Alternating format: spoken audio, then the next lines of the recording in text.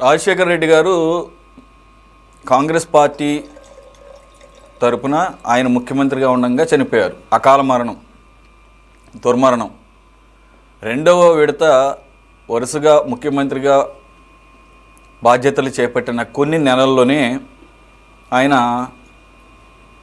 Helicopter ప్రమాదంలో అకాల మరణం చెందిన దాన్ని అప్పట్లో మొదట్లో రిలయన్స్ చేయించింది అని చెప్పేసి ఎక్కడో రష్యాలో ఎక్కడో వెబ్సైట్లో వచ్చిందని చెప్పేసి దాన్ని అడ్డం పెట్టుకొని దాడులు చేసిన పరిస్థితి. మరి దాడులు మీ కాంగ్రెస్ పార్టీ వాళ్ళు చేశారా, లేదంటే వైఎస్ జగన్మోహన్ రెడ్డి గారి ఆయనకు సంబంధించినటువంటి ఒక ప్రైవేట్ వ్యక్తులు చేశారా, లేదంటే వైఎస్ రాజశేఖర రెడ్డి గారి అభిమాన గణం చేసిందా? అట్లా చూసుకున్న కాంగ్రెస్ పార్టీ ఏదేమైనా ఆ కుటుంబం మీద ఉన్నటువంటి అభిమానంతో అప్పటికప్పుడు దాడులు చేశారు, చూసాం, అయిపోయింది. వైఎస్ఆర్ కాంగ్రెస్ పార్టీ పెట్టుకున్నారు, ముఖ్యమంత్రి పదవి ఇవ్వలేదని చెప్పేసి.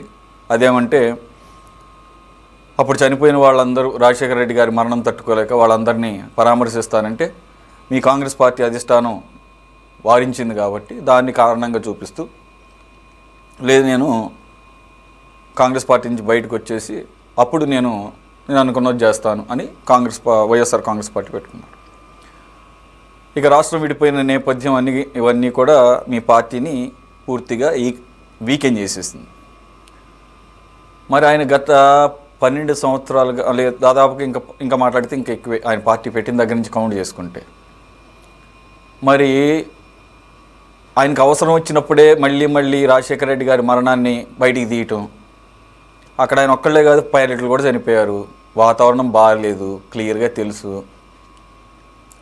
మరి ఇప్పటికీ అనుమానాలు అంటున్నారు. ఎప్పుడో రాజారెడ్డి అంటున్నారు, మరి రాజారెడ్డి అన్న ఆయన ఎప్పుడు చనిపోయారు నాకు తెలియదు, కానీ ఆయన ఒక ఫ్యాక్షనిస్ట్గా చెప్తుంటారు.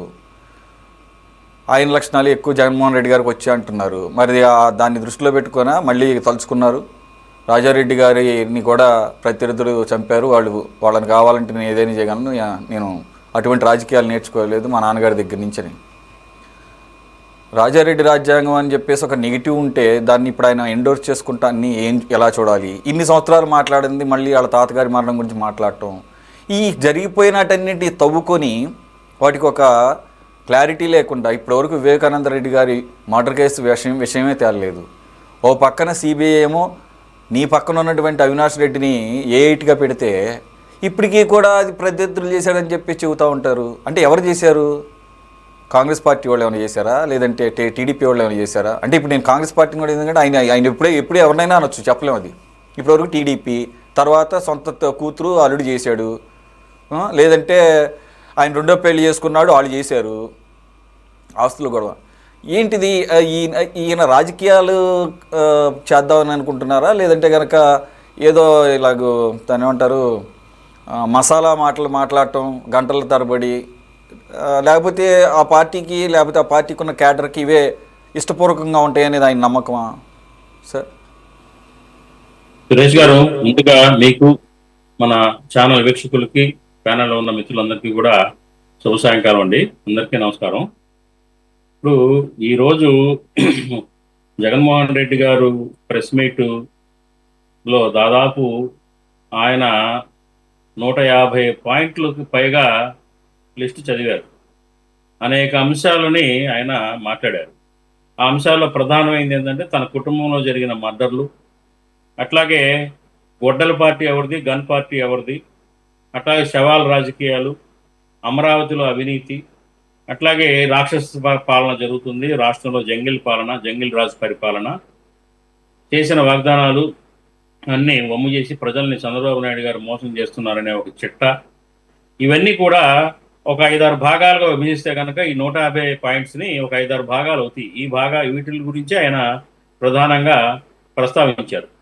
నాకు అర్థం కానిది ఏంటంటే చాలాసేపు, దాదాపు 1.5 సేపు ఆయన ప్రెస్ మీట్లో ఇవన్నీ ప్రస్తావించడం వల్ల కలిగే లాభం ఏంటి, ఆయన ఏ ఉద్దేశం, ఆయన యొక్క ఎజెండా ఏంటి, ఈ ప్రెస్ మీట్ ఉద్దేశం ఏంటి, ఆయన ప్రజలకి ఏం మెసేజ్ కన్వే చేయాలని చెప్పేసి ఈ విషయాలన్నింటినీ కూడా ఈరోజు ప్రెస్ మీట్లో మాట్లాడారన్నది నాకు ఏమాత్రం కూడా అర్థం కాల. సరే, అమరావతిలో అవినీతి గురించి మాట్లాడారు, సరే వాళ్ళకి కొన్ని అనుమానాలు ఉన్నాయి కాబట్టి అవినీతి జరుగుతుంది, దీనికి ఎంత ఎందుకు ఖర్చు అవుతుంది, దానికి ఎంత ఎందుకు ఖర్చు అవుతుంది మాట్లాడారు అర్థం ఉంది. ఆయన కుటుంబంలో మర్డర్లు జరిగిన తర్వాత రాజారెడ్డి గారి మర్డర్ ఎప్పుడో జరిగింది. రాజారెడ్డి గారి యొక్క ప్రభావం ఆంధ్రప్రదేశ్ ప్రజల మీద ఏమాత్రం కూడా లేదు. అక్కడ పులివెందుల్లో కానీ కడప జిల్లాలో కానీ ఆ రాజారెడ్డి గారు అంటే ఎవరో, ఆయన ప్రభావం ఏంటో, ఆయన ఏం చేశాడో ప్రజలకి, ఆయన చరిత్ర ఏంటో వాళ్ళకి తెలుసు. కాస్త కూస్తో ఆ మీడియాల ద్వారా విన్న వాళ్ళకి కొంత అర్థం అవుతుంది రాజారెడ్డి గారు ఏంటి అనేది. తప్పించి మిగతా ప్రజలకి అప్పుడున్న ఉమ్మడి రాష్ట్రంలో ఉన్న దాదాపు మరి 10 కోట్ల మంది జనాభా, 9 కోట్ల మంది జనాభా ఎవరికి కూడా రాజారెడ్డి గారు అంటే అంత పెద్దగా విషయం చరిత్ర తెలియదు ఆయన గురించి. మరి ఆయన మర్డర్ అయ్యాడు. ఆ మర్డర్ కారణాలు అనేక ఉన్నాయి. మరి ఆయన తర్వాత మరి ఆయన వివేకానంద రెడ్డి గారు మర్డర్ అయ్యారు. రాజశేఖర రెడ్డి గారి మర్డర్ మీద ఆయన చనిపోవడం కూడా అనుమానాలు ఉన్నాయని వ్యక్తం చేశారు. మరి ఇవన్నీ ఆయన కుటుంబంలో మర్డర్స్ జరిగినప్పుడు ఆయన 5 ఏళ్ల పదవీ కాలంలో ఎందుకు వీటి మీద విచారణ జరిపించి కేసులు మళ్ళీ రీఓపెన్ చేసి మళ్ళీ ఎందుకని ఆయన తగిన అధికారికంగా ఎందుకు చర్యలు తీసుకోలేదు, ఎందుకు కేసులు రీఓపెన్ చేయలేదు, ఎందుకు వాటి మీద దర్యాప్తు చేయించలేదు, దర్యాప్తు చేయించి అసలు సిసలు దోషుల్ని ఎందుకు శిక్షించలేకపోయాడు ఒక ముఖ్యమంత్రిగా అనేది ప్రజలందరూ అడిగే ప్రశ్న. ఇప్పుడు మీ కుటుంబంలో 3 మర్డర్లు అయినాయి, నిజమే, ఎవరో చంపారు, తప్పే. మర్డర్లు అవడం ఎవరి కుటుంబంలో జరిగినా కానీ బాధాకరం. మరి అయినప్పుడు తండ్రి, తాత, బాబాయి ముగ్గురు చంపబడ్డారు అనే అనుమానం కలిగినప్పుడు మీరు ప్రభుత్వంలో 5 ఏళ్ళు ఉన్నారు కదా, మీరు ఏం చేశారు? కనీసం ఒక్కసారి కూడా ప్రస్తావించలా. అప్పట్లో రాజశేఖర రెడ్డి గారు చనిపోయినప్పుడు ఏమని వచ్చినాయి? ఆ రిలయన్స్ వాళ్ళు ఎవరో చేయించారు అనే మాటలు రూమర్స్ వచ్చినాయి తప్ప వేరే ఆలోచనలు కానీ లేదు. ఇవాళ కొత్తగా మాట్లాడుతున్నారు. చంద్రబాబు నాయుడు గారు అసెంబ్లీలో ఎలా వస్తావో చూస్తావు అన్న 4 రోజులకే చనిపోయారు అనేది కొత్త ఒక అనుమానాల్ని ప్రజల్లోకి పంపుతున్నారు ఇవాళ. అంటే చంద్రబాబు నాయుడు గారే రాజశేఖర రెడ్డి గారిని చంపించారా, హెలికాప్టర్ ప్రమాదం చేయించారా, ఏంటి ఇది? ఎందుకు ఆయన అలా మాట్లాడుతున్నారో అర్థం కాలేదు. వివేకానంద రెడ్డి గారి మర్డర్ ఎందుకు జరిగింది, ఎవరు చేశారు అని తెలీదా? ఎందుకు జరిగింది అని తెలీదా జగన్మోహన్ రెడ్డి గారికి? జరిగిన తర్వాత ఆయనే అధికారంలో ఉన్నాడు కదా. ఆయన అధికారంలో ఉన్నప్పుడు ఆయన ఎందుకు ఇప్పటి వరకు కూడా తేల్చలేకపోయారు? ఆయన అధికారం పోగొట్టుకున్న తర్వాత కూడా ఇప్పటికీ తేల్చలేకపోయారు. ఎందుకు డిమాండ్ చేయట్లేదు? ఇవాళ అనేక మాట్లాడుతున్నారు జగన్మోహన్ రెడ్డి గారు. మా బాబాయ్ మర్డర్ అయింది, ఈ మర్డర్లో వెనకాల ఎవరున్నారు దర్యాప్తు చేయమని ఆయన దిగిపోయిన తర్వాత కొత్తగా వచ్చిన ప్రభుత్వాన్ని డిమాండ్ ఎందుకు చేయలేదు? కొత్తగా ప్రభుత్వాలను వచ్చిన తర్వాత దీని మీద దర్యాప్తు చేయండి, సరైన దోషులు, నిజమైన దోషులు పట్టుకోండి అని ఈ ప్రభుత్వాన్ని అడగాల్సి కదా, డిమాండ్ చేయొచ్చు కదా వైసీపీ తరఫున. అది ఎందుకు జరగలేదు? ఆ కుటుంబంలో ఏం జరిగింది, ఎందుకు మర్డర్ అయ్యాడు అనేది ఆయన అందరికీ తెలుసు. కాబట్టి ఏంటంటే ఇవన్నీ ఎందుకు ఆయన ఇవాళ మాట్లాడుతున్నాడు? మరి ఆయన మానసిక స్థితి వాళ్ళ బాగలేదేమో నాకు అర్థమైంది. ఆయన కొద్దిగా భావోద్వేగానికి గురైనట్టుగా, మరి పదవి పోగొట్టుకున్న తర్వాత తీవ్రమైన నిరాశ నిస్పృహలకి ఏదైతే కొత్తలో ఉన్నాడో అదే రకమైన మానసిక స్థితి ఇవాళ జగన్మోహన్ రెడ్డి గారికి ఉండి ఈ రకమైన లిస్ట్ అంతా కూడా 150 పాయింట్లతోటి చెప్పారు. నిజంగా ప్రజా సమస్యలు మాట్లాడితే అంతవరకు ఓకే. చంద్రబాబు నాయుడు గారి ప్రభుత్వం మరి ఇచ్చిన హామీలు నిలబెట్టుకోలేకపోయింది. 6 సూపర్ 6 హామీల్లో 3 నిలబెట్టుకుంది, మిగతా 3 చేయలేదు, చేస్తారో లేదు తెలియదు. దాని మీద మాట్లాడండి, తప్పులేదు, ఫైట్ చేయండి. అట్లాగే ప్రజా సమస్యలు ఇంకా చాలా ఉన్నాయి. డీజిల్, పెట్రోల్ ధరలు పెరిగి అల్లాడుతున్నారు, నిత్యావసరాల ధరలు పెరిగి ప్రజలు అల్లాడుతున్నారు. దాని మీద ఎక్కువ ఫోకస్ పెట్టండి. అంతే తప్పించి ఇవన్నీ జరిగిపోయిన విషయాలు గొడ్డల పార్టీయో గన్ పార్టీయో ఈ ప్రజలకు అవసరంలో అయిపోయింది. ఇక మీ గొడ్డల పార్టీ అని వాళ్ళు చెప్తారు, గన్ పార్టీ అని మీరు చెప్తారు. ఇవాళ పోనీ బాలకృష్ణ గారు ఇద్దరు కాల్చారంటున్నారు. ఇవన్నీ కూడా ఇవాళ చెప్పడం వల్ల ప్రయోజనం లేదు. మీరు అధికారంలో ఉన్నప్పుడు వాటి మీద మరి కేసులు పెట్టి చర్యలు తీసుకొని విచారణ జరిపించి దోషులు పట్టుకుంటే శభాష్ అంటారు ప్రజలు. కానీ ఇవాళ మాట్లాడినందువల్ల ప్రజలు ఎవరు కూడా హర్షించరు. రూపాయి పావాల ఉపయోగం కూడా ఈ ప్రలాపాలన వల్ల రాదు, ముమ్మాటికి రాదు. తర్వాత నేను ముఖ్యంగా మాట్లాడేది ఏంటంటే ఈ అమరావతి అంశం అనేక సందర్భాల్లో గత కొన్ని నెలల నుంచి అవినీతి జరుగుతుంది. గ్లాసులకి 2000, అద్దాలకి 2600 కోట్లు ఖర్చు పెట్టారు, లేకపోతే అసెంబ్లీకి ఇన్ని కోట్లు ఖర్చు పెట్టారు, ఈ టవర్స్కి 11,000 కోట్లు ఖర్చు పెడుతున్నారు అని దీంట్లో అవినీతి పెద్ద ఎత్తున ఉంది అని పదే మాట్లాడుతూ ఉన్నారు. మరి ఇది ప్రజల్లో కూడా కొద్ది రోజులు ఇలాగే పోతే ప్రజల్లో కూడా నిజంగా ఈ అమరావతి అనేది ఒక పెద్ద స్కామ్ జరుగుతుంది దీంట్లో అనే ఒక అనుమానం కూడా కలుగుతూ ఉంది. తప్పదు, ప్రజల్లో కూడా కలుగుతుంది. అందుకని కాంగ్రెస్ పార్టీ తరఫున మేము ఒకటే డిమాండ్ చేస్తున్నాము, చంద్రబాబు నాయుడు గారిని డిమాండ్ చేస్తున్నాము, వారికి కూడా శ్రేయభిలాషిగా చెప్తున్నాము. ఏంటంటే ఈవేళ అమరావతి అన్నది చిన్న ప్రాజెక్ట్ కాదు, దాదాపు 2 లక్షలకు 3 లక్షల కోట్ల రూపాయలు ఖర్చు అవుతుంది లాంగ్ టర్మ్ దశలుగా. కాబట్టి దీని మీద అనేక అనుమానాలు వస్తాయి. సహజంగా ఒక చిన్న కాంట్రాక్ట్ ఇస్తేనే దాంట్లో ఎంత కమిషన్ కొట్టేశావరా అనే అనుమానాలతో ప్రజలు చూస్తారు. అట్లాంటిది ఇన్ని లక్షల కోట్ల రూపాయలు వర్కులు జరుగుతున్నప్పుడు ఆ వర్కులు సంబంధించిన కాస్టింగ్ ఎక్కువ అని చెప్పేసి ప్రతిపక్షాలు ఫీల్ అవుతున్నప్పుడు, లేకపోతే మిగతా వాళ్ళు ఫీల్ అవుతున్నప్పుడు పారదర్శకంగా దాని గురించి ప్రజలకు తెలియజేయాల్సిన అవసరం ఉంది.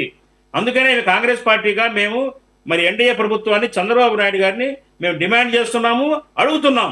మీరు చేస్తున్న ఖర్చు, చేస్తున్న ప్రాజెక్టులు ఏదైతే దాదాపు 70 ప్రాజెక్టులు నడుస్తున్నాయి అమరావతిలో, ఇవాళ ప్రతి ప్రాజెక్టుకు సంబంధించి సోషల్ ఆడిట్ చేయించండి. సోషల్ ఆడిట్ అనేది చాలా అవసరం. మీరు ఏం ఖర్చు పెట్టారు, ఏ ప్రాజెక్టుకి, దాని డిపిఆర్ ఏంటి, దాని కాస్టింగ్ ఎంత అవుతుంది, దానికి ఫండింగ్ ఎట్లా వస్తుంది, ఎంత ఫండింగ్ ఇచ్చారు వస్తుంది, ఎంత ఫండింగ్ ఖర్చు పెట్టారు ఒక్కో ప్రాజెక్టుకి, దాని ఇంజనీరింగ్ ఖర్చు ఎంత, మెటీరియల్ కాస్ట్ ఎంత, ఇవన్నీ కూడా ప్రజల డొమైన్లో పెట్టండి. సోషల్ ఆడిట్ చేయించండి, కాకు చేత ఆడిట్ చేయించండి, ప్రజల్లో పెట్టండి. ఇవాళ సిఆర్డిఏ అరకొరగా ఏదో కొన్ని బిల్లులు పెడుతున్నాయి, అలా కాదు. మీరు కంప్లీట్గా ప్రతి ప్రాజెక్టుకు సంబంధించి, ఎవ్రీ ప్రాజెక్టు, ప్రతి ప్రాజెక్టుకు సంబంధించి దాని యొక్క జమా ఖర్చులు, డబ్బు ఎంత వచ్చింది, డబ్బు ఎంత ఖర్చు పెట్టారు, దేనికి ఎంత ఖర్చు పెట్టారు, దేనికి ఎంత అయింది, అట్లాగే దానిలో బిల్లులు, ఆ బిల్లులతో సహా పబ్లిక్ డొమైన్లో పెట్టండి. సోషల్ ఆడిట్ చేయించండి, టెక్నికల్ ఆడిట్ చేయించండి, ఫైనాన్షియల్ ఆడిట్ చేయించండి. అప్పుడు కంప్లీట్గా అప్పుడు పారదర్శకంగా ఉంటుంది, ట్రాన్స్పరెన్సీగా ఉంటుంది. వైసీపీ వాళ్ళు కాదు కదా, ఎవరు కూడా మాట్లాడటానికి అవకాశం ఉండదు, ప్రజలు కూడా హర్షిస్తారు, ప్రజల్లో నమ్మకం విపరీతంగా పెరుగుతుంది. కాబట్టి మేము కాంగ్రెస్ పార్టీగా మేము అడ్వైజ్ చేస్తున్నాం అనుకోండి, డిమాండ్ చేస్తున్నాం అనుకోండి, కానీ అమరావతిలో పెట్టే ప్రతి ఖర్చు, ప్రతి ప్రాజెక్టుకి పెట్టే ఖర్చు అంతా కూడా ప్రాజెక్టు వైజ్గా, ఈ 70 ప్రాజెక్టులు ప్రస్తుతం నడుస్తున్నాయి, ఈ 70 ప్రాజెక్టులకు కూడా ప్రతి ప్రాజెక్టు వైజ్గా సోషల్ ఆడిట్ చేయించండి, పబ్లిక్ డొమైన్లో పెట్టండి. ఇది సాధారణంగా పెద్ద పెద్ద ప్రాజెక్టులకి దేశంలో సోషల్ ఆడిట్ జరుగుతుంది. అదే పద్ధతిని అమరావతిలో కూడా మీరు ప్రవేశపెట్టండి అని చెప్పేసి మేము కాంగ్రెస్ పార్టీ నుంచి అడుగుతా ఉన్నాం. ఇకపోతే ఏంటంటే ఇంకా చాలా అంశాలు మరి జగన్మోహన్ రెడ్డి గారు మాట్లాడారు. శవ రాజకీయాలు అన్నారు, తర్వాత ఏదైతే ఈ హత్య రాజకీయాలు అన్నారు, వెన్నుపోట్లు అన్నారు. ఇవన్నీ కూడా అయిపోయినాయి, గతించిపోయింది. ఇవాళ మాట్లాడటం వల్ల మీరు ప్రయోజనం లేదు, ప్రజల చెవుల్లోకి ఒక ముక్క కూడా వెళ్ళదు, ప్రజలు వినే పరిస్థితుల్లో లేరు. ఇవాళ మీరు ప్రజా సమస్యల మీద ఏదైనా మాట్లాడండి, వింటారు. ప్రజల దగ్గర అనేక సమస్యలు ఉన్నాయి, చాలా బాధలు పడుతున్నారు. మరి ఇవాళ ఖర్చులు పెరిగిపోయినాయి, నిత్యావసరాలు పెరిగిపోయినాయి, దేశం ఆర్థిక సంక్షోభంలో ఉందని చెప్తున్నారు. మరి ఒక్క మాట మాట్లాడట్లా దాని మీద. మరి ఇవాళ దేశంలో నరేంద్ర మోడీ గారి ఆధ్వర్యంలో రూపాయి విలువ నానాటికి పతనం అవుతున్న రోజుల్లో, అట్లాగే ఇవాళ ప్రధానమైన ఇంధనం కాస్ట్ పెరిగిపోయి నిత్యావసరాలు పెరిగిపోతుంటే ఆ పాయింట్ మీద, ఆ సబ్జెక్ట్ మీద ఆయన మాట్లాడాలా? ఏదో మొన్న పార్టీ శ్రేణులు ఏదో రోడ్ షోలు చేశారు, ధర్నాలు చేసి, కానీ అది కాదు. మీరు పార్టీ అధినేతగా ఇంత పెద్ద ఇష్యూ, ఇంత పెద్ద సబ్జెక్ట్ ఉన్నప్పుడు, సమస్య ఉన్నప్పుడు పార్టీ అధినేతగా మీరు ఎందుకు మాట్లాడరు? దాన్ని బట్టి అర్థమవుతుంది మీరు నరేంద్ర మోడీ గారికి భయపడో, ఆయనకు ఒత్తాసు పలుకుతో, ఆయనకు మడుగులెత్తుతోనే ఆయనకు ఎగనెస్ట్ గా మాట్లాడలేకపోతున్నారు అనేది అర్థమవుతుంది. అదే విషయాలు ఇవాళ పబ్లిక్ లో తిరుగుతున్నాయి గింగిరుగా. అదే మాట మరి నిన్న ఆయన మాట్లాడిన దాంట్లో రెండో సబ్జెక్ట్ లో వచ్చే అంశం కూడా దానికి సంబంధించిందే. అమిత్ షా గారు ఏమి టచ్ చేయొద్దు జగన్ గారిని అన్నారనే వార్తలు ప్రచారంలో ఎందుకున్నాయంటే కారణం అదే. మీరు మరి కేంద్రంలో ఉన్న ప్రభుత్వానికి ఒత్తాసు పలుకుతున్నారు, ప్రతి బిల్లుని కూడా అది యాక్సెప్టబుల్ ప్రజా వ్యతిరేక బిల్లుని కూడా మీరు సమర్థిస్తున్నారు, సపోర్ట్ చేస్తూ ఉన్నారు. మనం దాన్ని డీటెయిల్ గా తర్వాత మాట్లాడదాం సార్. ఏంటంటే మీరు ఆ అంశాలు వదిలేసి, ఆ అంశాలన్నీ ముఖ్యమైన అంశాలు, దేశంలో ఉన్న అంశాలు, రాజకీయ అంశాలు, ప్రజా సమస్యలు వదిలేసి ఇవాళ ఈ పనికిరాని చెత్త అంతా ఆయన కాగితాలలో పెట్టుకొని ఈ లిస్ట్ అంతా చదివేంత వల్ల ప్రయోజనం ఏంటి? ఏం ప్రయోజనం, ఏం సాధించాలని చెప్పేసి ఇవాళ మీరు మాట్లాడారు. కాబట్టి నిష్ప్రయోజనం అంటాను నేను. ఇది నిష్ప్రయోజనమైన ప్రెస్ మీట్. దానివల్ల ఆయన కంఠశోష, ఆయన లోపల ఉన్న ఆవేదన, లేదా ప్రజలు ఏదో నమ్ముతారనే ఒక పిచ్చి నమ్మకంతో వాళ్ళు మాట్లాడాడు ఆయన. రైట్.